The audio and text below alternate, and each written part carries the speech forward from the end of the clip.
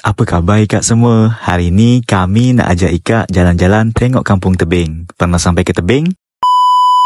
Tebing merupakan salah satu kampung yang masuk dalam wilayah Kecamatan Lingga Timur, Kabupaten Lingga, Provinsi Kepulauan Riau. Kalau kita naik motor dari Daik ataupun pakai mobil, terasa jauhnya. Orang Lingga kami rasa tentunya dah tak asing lagi kan dengan kampung ni. Akses jalan darat di kampung tebing ni masih tanah merah. Kalau Ikak berkunjung saat hujan, mungkin agak sedikit berlehet lah. Kampung tebing ni dia bertetangga sama kampung Teluk. Jadi kalau dari arah Daik kita nak pergi ke tebing, kita lebih dulu sampai ke kampung Teluk. Terus ketika kita dah sampai di tebing ni, kita maju terus ke depan sana, kita bakal sampai ke Desa Belungku. Pernah dengar nama Desa Belungku? Pernah lah kan? Tak mungkin pula Ikak sampai tak pernah. Apalagi di Desa Belungku sana tu ada pantai yang cukup cantik. Lah pantai pula. Pantai apa pula ni namanya?